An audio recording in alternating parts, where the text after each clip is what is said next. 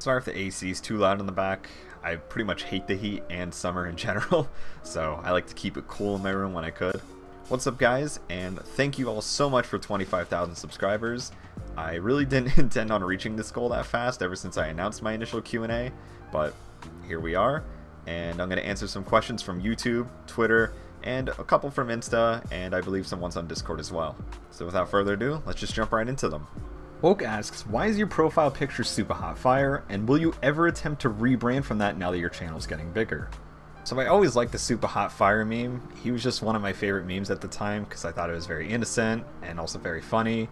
And as for rebranding, I don't really know when I'm going to rebrand, but I do intend on it. So if there's any artists or something that are willing to do some commissioning, I will gladly pay for a cool little animated avatar of me for my channel. CRISPR asks, what is your opinion on Quaver, and what do you think the pros and cons are compared to games like Osoo and Eterna?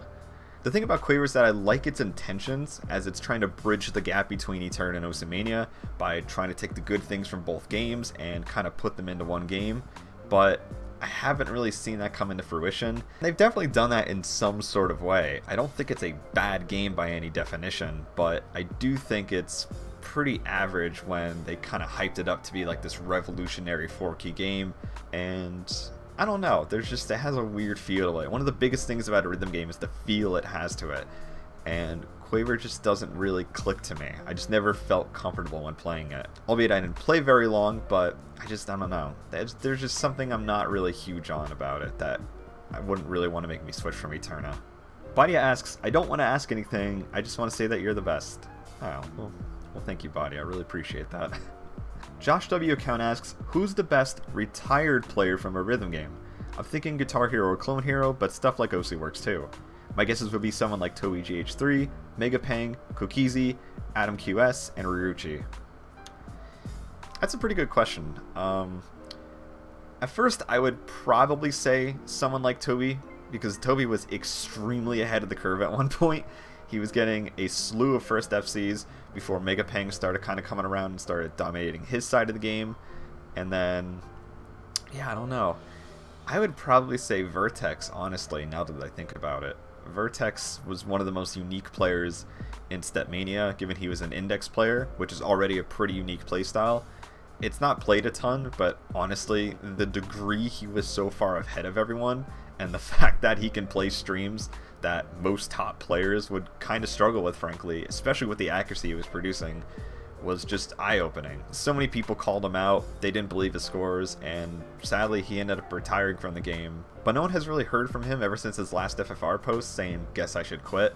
So it's a pretty eerie way to leave the scene, and I hope he's doing well. I usually check up on his last YouTube video once a year just to see if he's even still around, but Vertex, if you're watching this, I hope you're doing well, and we'd really love to see you back, especially in the Eterna scene. What are your opinions on Osoo game modes like Standard, Catch the Beat, and Taiko? I really like Standard and Taiko. Catch the Beat, on the other hand, just didn't really appeal to me as much. I think it's pretty entertaining, especially watching players like XCon. I think he's a very unique player, and he brings a lot of cool plays to the table. I'd imagine other players do too. I'm not really familiar with a lot of names. Motion comes to mind. I really don't follow Catch that much, sadly. But I wouldn't really mind delving into the game a little more and kind of differentiating all the different skill sets that there are, because frankly I'm not really too aware of how the game is played in terms of different skill sets. I just kind of see them catching fruit all the time, and I see stuff go fast, and then I see stuff go not as fast. Bedbunk asks, what is the rhythm game you have the most fun playing? So, normally people would think it would be Eterna, but I would have to say In the Groove or ITG. It's such an exhilarating game to play, and honestly dance games in general provide this very adrenaline-like feeling very quickly, as opposed to, you know, in Eterna. Usually when you get adrenaline in Eterna, it kind of happens as a result of getting really good scores, and then it kind of piles on. But within the Groove, I'll play 1 or 2 songs and I'm already hyped up. It's a very exhilarating game to play, and honestly I hope I get a home pad in the future that I can play on, because I'd really love to start playing actively. Hesiv asks, when is the Fixing Your Profile series coming back, if ever? So the Fix Your Profile series was meant to help players on an individual basis on what exactly they were doing wrong in their play, and kind of helping them on what they should fix and give them some pack suggestions, you know, to help further their improvement. The series was fun to do for an episode or two, but by the time I did the 3rd episode, I realized how redundant it got, and I realized my 4-key tutorial video, along with some fundamental videos I went over with general rhythm games like my accuracy video, and I plan on doing more like that in the future. So I didn't really see a place for it. It took pretty long to make too, and they weren't really getting any views if I'm being frank, so it just wasn't a very compelling series. It was very helpful though to those players, and if you watch those 3 episodes alone, you can probably end up covering every single habit in the book to avoid. So I think those 3 episodes serve as a really good resource for fixing very specific things, but I didn't really see a reason to continue the series, especially since I had 200 other profiles to do. It was a lot more overwhelming than I anticipated because I didn't think I was going to get any more than 50. So to answer your question, yes, the series is discontinued, and I don't really plan on coming back to it, sadly. Sebastian Martinez asks, where are you from and where do you live? Also, are you in university? What do you study? That's a lot of questions at once. I may as well give you my social security at this point. So I'll answer the last 2. No, I am not in university, as I just recently graduated with a BS in marketing. So that is what I studied. I originally did have a psych minor, but the person who was helping me choose classes early on when I was a freshman and sophomore said, you know, you should take a psych minor. And then after 4 or 5 classes, I got an email that said, hey, you're not going to be able to graduate in time because you need 56 credits or something. So I had to overload and drop the psychology minor. So sadly, I wasn't able to graduate with that. Still a little salty about that, but it happens. Lamis asks, Eterna seems to be pretty underground in comparison to Osoo. What do you think could be done to get more players to shift into Eterna? So I think the biggest thing about Eterna is the aesthetics part. It's not a very pretty game. If you look at something like In the Groove, albeit it's not a popular game, but it looks beautiful, and when players do find out about the game, they're like, oh my god, this is so easy to set up. Like, there's so many cool features and it's such a nice looking game. It's very refreshing to play. And on top of that, Eterna doesn't really have the most functionable multiplayer, and there's not really many people that are interested in multiplayer at the moment. So until we grow a consistent multiplayer base, that's another thing. Tournaments are also kind of holding the game back. There is some potential for a tournament client in the future, but it's going to be very hard to make. And the fact that Eterna is built off of Stepmania 5's code is going to make it extremely hard, but I do think if that comes into fruition later in the future, it's going to be a huge breakthrough for the game, and I really hope it does. Akar Akko asks, how old are you? I turned 22 in March. I know that's kind of hard to believe. Some people think I'm 15, other people think I'm 25. It gets really confusing because when people see me, they're like, oh, you're 15, but then when they just hear my voice, they're like, oh, you're 25 or 30. It gets pretty confusing sometimes because when I go up to people and I tell them how old I am, sometimes they just won't believe me, especially when I went to go buy a lottery ticket one time. I think I was 20, I think I was 19 or 20 at the time, and I actually got carded because the person thought I was like 15 or 16, so that sucked. But yeah, I'm 22. Don't believe anyone else because they'll probably try to lie to you about my age like they do with my height. So Solivisor asks, what's one big thing that a lot of beginners don't notice that could be harming their play in Eterna? I think a lot of players don't try to develop proper accuracy when they first play the game, especially nowadays with all these stamina and speed players that have been kind of taking the game by storm in both Osoo and Eterna.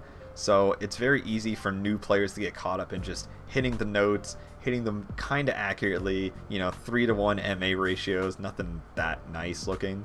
And it just kind of transfers over to the other generation of players too who want to get into the game, and then all of them kind of develop this poor sense of accuracy that just doesn't translate well into future play. Alexander Prusak asks, background on your channel name Etienne. I like this question because it always gives me a chance to explain that at one point I did listen to the band Etienne Sin, which is actually where I got my name from. I didn't know what Etienne meant. I honestly thought it was like a band name, like a strictly band name. I didn't know it was an actual name, and I believe it originates from France, if I'm correct. But now that I look back at it, and I actually ended up watching a couple videos from the band Etienne Sin, it's not very good. I'm gonna point it like down here or something, a quick clip of America Hawes asks, when will you do a Beat Saber video? Maybe talking about Taichi Desu or something, basically the white cat of Beat Saber. I have kind of been watching some Taichi every once in a while. I did stumble upon his channel, and his plays are absolutely insane to watch. But I don't really know if I'll be able to do a video anytime soon, given I don't watch Beat Saber quite often. I don't really know what dictates hard patterns. I don't know what dictates how good a score is in comparison to other scores. I'd have to do research on other players too to kind of get a gauge of how good scores are, and I don't really know if there's quite a bit of storyline behind Taichi in general, so that's something I'll have to look into. If it's doable, and I'll most likely do a video on him then.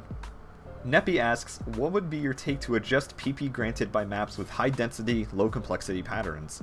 Things like Hidamari no Uta on Osoo Standard, Aether Ritual on Taiko, or Triumph and Regret on Oosumania. So one of the main philosophies that I like to talk about with making difficulty algorithms is that in order to make one of those, you have to have the most fundamental understanding of what constitutes difficulty in rhythm games to begin with. This makes it pretty hard alone to determine how to even start one, because they need to assess what makes a pattern difficult to begin with, what types of patterns are easier than others, can they be manipulated easily, can they be altered in some sort of way that would make it like inflated on a difficulty algorithm calculator. It's a very complex process, and there's really not many people that can tackle something to that degree, and they would really have to have a very good understanding of difficulty in their respective rhythm game in order to do so. Do I think it's possible? To a degree I do. Obviously there's never going to be a 100% accurate difficulty algorithm for any rhythm game, but I do think some games can get pretty close, especially the more linear ones like Dance Dance Revolution or In the Groove. Jerome GH asks, will you ever do more Clone Hero podcasts? I really want more of them, like a podcast with Frosted GH or other well-known members of the community. 100%. I loved doing a podcast with Randy and Asai back in, I think it was last December, or maybe 2 years ago almost. It was a great time. I was pretty nervous the whole time, as I've never really done a podcast with any popular players in general. So it was a really fun time just talking to them about, you know, just nerdy Guitar Hero stuff for 2 hours straight. So if they want to get on the podcast again, I would love to do that. I think I reached out to them a little while ago, but I think we all just had pretty busy schedules that just didn't allow that. And as for Frosted, yeah, I'd love to do a podcast with him. If he wants to do one, he's more than willing to just DM me, and we'll do even like a shoot the shit one, if anything. REA asks, have you ever traveled to another country or state to play a specific rhythm game? If so, which game or games and why? I think right around when this question was posted, I ended up uploading a video of me playing DDR New Zealand, as I think that's the only other country I played a rhythm game in, and I obviously didn't travel there specifically to play DDR. I was there as part of a school program for 3 weeks, and I traveled to places like Auckland, Wellington, Paihia, and other places that I can't quite remember or pronounce. Zinxies asks, put me in a vid, bromo. Hi there asks, what inspired you to start this channel? When did your interest in rhythm games spark? Favorite anime? So with all the knowledge I had with most rhythm games, I wanted to see if I can perhaps delve into some of their history and make a proper video on them. And I think the Through the Fire and Flames video was the one that really ignited the flame with my content. I had so much fun making it, and I just didn't want to stop doing that. I actually had a Solus 4 video in the works when I released a Through the Fire and Flames video, because I just wanted to keep making more stuff like that. It was just a genuinely fun experience to do, and I was finding out how to edit, given when I tried editing videos when I was a lot younger, it just didn't work. So it just felt like I was learning a lot, and it was something new to pick up for me in a very rough time during college a few years ago. I actually don't watch anime at all, surprisingly. I know that's pretty commonplace in virtually any rhythm game community, but I don't know. I just don't watch shows in general. I really only watch YouTube videos, and that's it. Hanako Fangirl asks, what do you think about long notes, or LNs? While I do appreciate the uniqueness of release timing, I'm just not a fan of it still, and I probably never will be.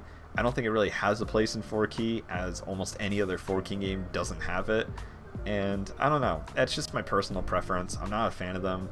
And I think tournaments in Oosumania are heavily biased for them, because even some of the hybrid maps end up being heavily long note influenced, and long note players alone can honestly win entire matches with it. Fall High asks, how tall are you and what are your favorite albums? I'm 5'6". Don't let my chat tell you otherwise, because they will tell you I am 5'4". That's usually how it ends up going. Or they'll tell you I'm 4'8" or 5'1". It's always shorter than what I actually am. As for favorite albums, my favorite album by far right now is Hyperreal by Makari. Killer ambient rock album. I never really listened to ambient rock in general, but this album is just phenomenal. Every track just hits and hits, and it's a perfect album for me. I love the vocals, I love the instrumentation, everything's so consistently good, and it doesn't really get generic either throughout the album. It switches up when it needs to, and it's so good. I love it. Connor M says, "You're asking me?" Yes. Drew4 asks, "What do you think about the future of competitive Beat Saber?" I think any game that tries to have a competitive scene, I'm all for. I love when rhythm games try to form a competitive scene, because that's how spectators get involved, that's how tournaments start getting involved, and eventually it can get to the point where people are meeting up IRL to play Beat Saber, which I think would be awesome for the scene, and I think it would be great for rhythm games in general. Aussie asks, "Are you considering upgrading your computer somewhat soon?" I actually did upgrade my computer about 2 weeks ago. It runs great. I'll put the parts kind of on the screen somewhere. And yeah, it's great. I can edit videos so much more smoothly now, and I don't plan on switching anytime soon unless I really need another upgrade. Yes asks. I love that name. Do you have any favorite players in rhythm games? Absolutely. Especially in the last video I did with the score progression on Last Trip. Zeterex or Phil is easily one of my favorite players in rhythm games.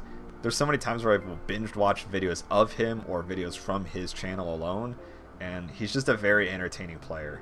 He's just a very colorful and vibrant person in rhythm games in general, and if you put a camera in front of him, he'll be one of the funniest people on earth, and he's also a great player on top of that. I don't know if I really have any other favorites. Phil's kind of the one that stands out to me the most, but if I do happen to have other ones, I'll just kind of edit them and post somewhere. Laserreed asks, "What did you eat/drink before looking at this comment?" So I actually ate these donuts for breakfast, or at least I ate a couple of them. They're these Tasty Cake mini donuts, and it's birthday cake. It's like a limited edition flavor. I don't know. I just saw these recently, so I figured I'd pick them up. And then as for drink, I just finished off this Body Armor. Body Armor is probably my favorite drink right now, and I don't see myself returning to Gatorade anytime soon.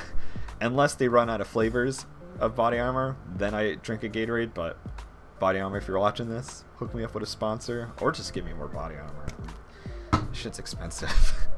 Max Jr. asks, I think he meant intend. Do you intend to cover mobile rhythm games in some way in the future, even if it's just on compilations?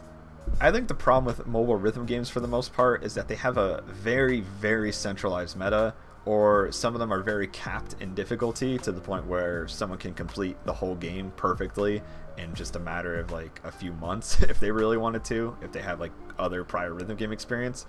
But I think some mobile rhythm games do have some depth to them.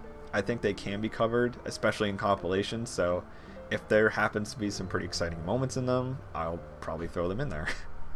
It's Broccoli asks, "Are you good at any mobile rhythm games? Archaea, Sidus, Bandori, etc." I was pretty good at Reflect Beat at one point. I think I had almost every... I think at the time they were only 10s. I don't think there were 11 and 12s back then before the update. But I think the only thing I didn't 90 or AAA was Hereticus and IX. I had an 89.9 on both of them. And I think I had most of the downloadable content at the time. I think I had most of the DLCs. I don't remember. It's been so long since I've had access to that account or I've even opened my iPad. But I was pretty decent at Reflect Beat at some point. And if I'm being honest, on the iPad it's way more scuffed than playing on an actual cabinet. I don't have experience on a cabinet sadly, but I'd love to play on one someday. Abdullah Shahiween asks, "What are your thoughts on Dan maps?" I'm not a fan of Dan courses. I really haven't been ever. I kind of just played them on and off if I wanted to. But there's a very huge emphasis or bias on stamina, since there's not really a huge break in between maps. And the fact that the map selection in general isn't very good too, so not a big fan of them. I think it's cool like to play as just a general goal or course, but I don't like when people use them as a dictation of skill. Alejandro B asks, "What's your favorite playstyle in Eterna?" Technical accuracy by far. I love the piano files to play. I also like playing technical dump files where they're just kind of messy and they're very overemphasized files with weird patterning and tricky polyrhythms. They're very satisfying to play, and honestly, I don't intend on switching from that anytime soon in terms of like favorite play style, because there's just so much good content you can get out of it that not many people recognize. but I wish more people played technical accuracy. There's not a lot of players that do. They kind of stick to jump stream, hand stream, chord jacks, even streams, but pretty much no one sticks to technical accuracy. It's really every other skill set, because technical accuracy is pretty inaccessible. It takes a while to learn, as it's not just based on, like, you know, rhythm, it's also based on reading. You kind of have to watch the receptors to an extent to know how to even hit certain polyrhythms, because going off the beat alone on a dump file is pretty much mistake number one. But yeah, Maximum Boolin, I like that name too, asks, what do you like most about making videos and posting to YouTube? You go to pretty amazing lengths to make some super detailed videos that most other YouTubers wouldn't bother with, which is super admirable. Your Vaxay video comes to mind. That video was legitimately encapsulating. Thank you, Maximum. That's very nice. I really like when people compliment my editing, especially because I used to suck at editing. I just never understood how editing worked, and it's very comforting when people say they like my editing, because it was something that I never thought I'd be good at. But in terms of the best thing that I like, I would easily have to say the research. Whenever I find something that no one else has found before, or that probably more than 10 people know, like no more than 10 people know, it's such an exhilarating feeling. I'm like, oh my god, I found this, I found this. Everyone's gonna be like, how did you find this? And it's very fun to find. I think my favorite example from that Vaxay video in specific was the Flaklipa normal hidden, or no, I think it was double time hard rock play that I think not a single person knows about, and probably Vaxay doesn't even remember it, because it was set after a week from his play, or it was set after a week after he registered onto the site, and I intentionally bought Osoo Supporter in the hopes that I would find other replays from Vaxay from long ago, or just screen caps, since the replays don't exist anymore, and these were found by just scrolling through a bunch of maps that he played in the past, that I knew he played in the past, and the Flaklipa was completely found on accident, because it's already pre-installed, and the more I thought about it, I was like, oh, well, he probably played one of the default maps, and so you sort by friend ranking, and little did I know, it ended up being there, and it was a week after he registered onto the site, and it was just a very fun feeling. Visual Ownage Jockey asks, given all the years of history, what's your final opinion on the entire Jagely isn't legit debate? So I think what he's referring to is the 2015 Stepmania session that Jagely did, where he set numerous top scores almost back to back, and it pretty much blew the entire community away, because he was pretty much now a rate ahead in terms of like those specific files, and it didn't make sense at the time, given there weren't many scores that led up to those scores. Like, they were disproportionately better. So I think that's where a lot of the illegitimate claims started to come in, including myself. And honestly, looking back, there's technically no glaring evidence that supports otherwise. I can't really say if he's legit or not. The other thing I could say is that it's extremely sketchy in terms of the improvement rate specifically, but in terms of the video, I can't really say anything, because there's no glaring details that kind of say it's very illegitimate. Sorry to not really give you a concrete answer, but you can't really give a concrete answer when there isn't concrete evidence. Chris Body asks, do you think Rock Band 4 on PC would have been as popular as Clone Hero if Harmonix reached their 1.5 million Kickstarter goal on Fig? I don't think Harmonix would have had the marketing to really get Rock Band 4 out that much, and I don't know if they would have had the amount of people they wanted to get on board with it as well, especially if Clone Hero came out at around the same time. And it's kind of been shown time and time again that community members can make better versions of the game than the developers of the original game themselves, and it's kind of that notion alone that just lets games like Clone Hero prevail so well, because it's super accessible, you can import songs very easily, tons of content, like tons of free content, emphasis on free, you know, it's just, there's a lot that community made games can bring to the table that corporate games sadly can't. Does that mean I don't want to see Rock Band 4 on PC? Absolutely not. I would love to see something like that, and I think it'd be really cool if there was an official game on PC made by Harmonix, but sadly, I don't know if it would have been as popular, because I think Clone Hero just grabs more people in, and especially top players, since it allows them to flourish more as a player and a content creator with the amount of accessibility and intuitiveness it brings to the table. Water is Good asks, are you hydrated? Also, what are your thoughts on winning MWC 2015?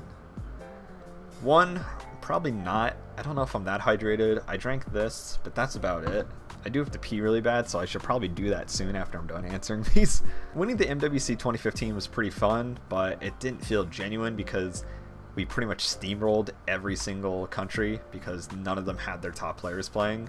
So it just wasn't a genuine win, but it was fun playing with people and playing in front of a slightly large audience too on top of that. So that was fun, but it was a very cheap win because South Korea didn't have a lot of their top players playing. And honestly, I think it was their 7 key mains that just ended up playing the 4 key for the hell of it. I don't know why none of their top players showed up that year. It's a very strange thing. Taiko asks, do you consider scroll velocity reading as a skill set, also known as SVs? Asking because there is not too much about that kind of charts in your videos. The whole memorization as skill aspect is quite an interesting topic, especially since virtually no rhythm games kind of have that to the extent Osoo does. I think SVs are pretty fine, especially when you see them in charts like DDR. They're very moderate and they're not super hard to memorize or anything. But I think when memorization becomes the core element, I think it becomes less of a rhythm game and a lot more of a memorization game, along with just some slight accuracy. That's not to say it's not impressive, but it does reach extremities that I think are pretty unnecessary, especially in a tournament setting. And the fact that people literally spend hours or full-fledged sessions, if not 2 sessions in one, just on a single song, it's just a silly concept in my opinion that I don't think translates over well to tournaments. AJ asks, what do you think about gimmick or mod charts? Stuff like not ITG or whatever's being made on Clone Hero. I think they're great. I think they're amazing for bringing in new players too to the game.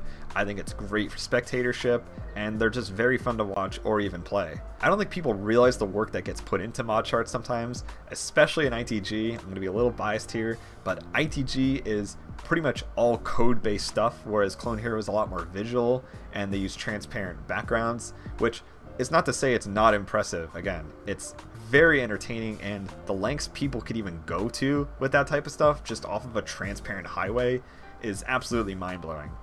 But I do like the versatility that not ITG gimmick charts can bring to the table, especially given how interactive they can become too. But I think both are great. I think both are phenomenal additions to the scene, and I hope they continue to prevail and grow in the future.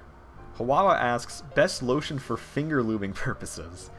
I actually don't use lotion anymore. I did use this lotion for the longest time, but after like a year and a half, I eventually ran out, and I actually use Vaseline now. Whatever this says, I don't know. I just found it in my bathroom, but it's like, it says like petroleum jelly. I don't know, but I put a very small dab on my finger, and then I just kind of spread it around the 4 keys that I use, and it works great. And it definitely doesn't get messy on the keys as much as Vaseline does. It's a lot easier to use overall, and you actually have to use a lot less of it too.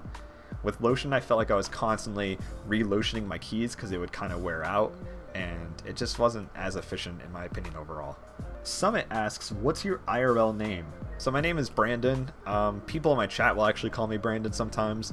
I don't really mind if you call me Brandon or Etienne. Really the two work, or the variations of Etienne that are out there, the like 15 variations of that name, but I don't mind either. Brandon's cool, Etienne's cool, anything's cool. And Thunder asks, are you really the world's fastest gamer? I'd say I am. I think 7 million other people would agree too, so I think I've definitely earned that title despite not intentionally earning it, but a title I've earned nonetheless.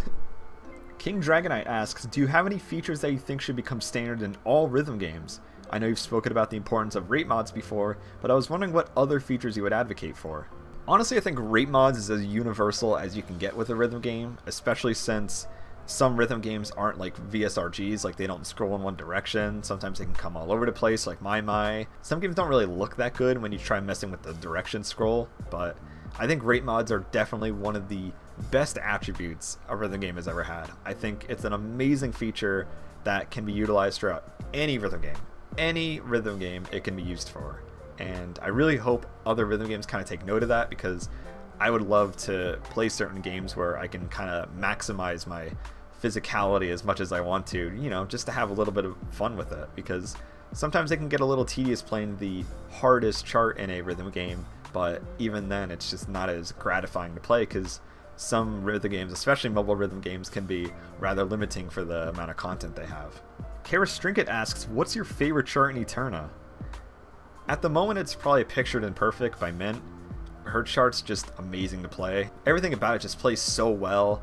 I love the awkward rhythms in the middle of the song. I love the jump jack ending with the 24th sprinkled in. The anchors in the beginning are super gratifying to play, and it's just an extremely good chart overall. Very, very fun chart, and I would highly suggest any like medium top level player to give it a shot too. Halogen asks, what kind of career path would you actually pursue if YouTube or Twitch didn't take off for you? I would probably be working at some digital marketing firm or doing some digital marketing in general. I'm not quite sure yet, but what I do hope is that if my YouTube even takes off a little bit, like to a pretty decent degree, I can maybe reach out to some sort of esports company or just kind of stay in the realm of video games in general, because I'm very comfortable with that type of audience and I have an idea of what they want. So I'd be pretty decent for marketing in that regard. So I think in the future, if any esports teams need some like social media directors or digital marketers of that sort, I would love to work for them if YouTube perhaps didn't quite work to the extent that I wanted it to, and if I needed like another source of income. Sebhelp asks, what are your record times in running? Fastest mile, longest run, etc. So my record in the mile is 4:43. It's not anything too exhilarating, but I do plan on kind of chasing after a 4:30 mile once I'm not injured anymore. I believe I have a 9:31 3K and a 16:56 5K both on the track. In terms of my longest run, the longest I've ran is 16 miles. I actually ran to my friend's house. That's about, I think it's like a 15-20 minute drive. So it was a 16-mile run, albeit I had to add on a few miles before I ran up to his house. But if you want to consider that like a record in running, I could have ran longer. I probably could have ran like 18, 19 miles that day, because honestly, I was feeling really good after that 16-miler. My legs were shot, but aerobically I was feeling great. And that pretty much wraps things up. If I did not get around to answering your questions for this video, you do have the 50K Q&A to do so, and given how great the channel's been doing so far, it shouldn't really be too long until we reach that goal. Of course, I gotta give a shout out to my patrons for supporting the channel, and if you'd like to support the channel for more rhythm gaming content, feel free to check out my Patreon along with my other links below. I will see you all in whatever video I upload next, and take care.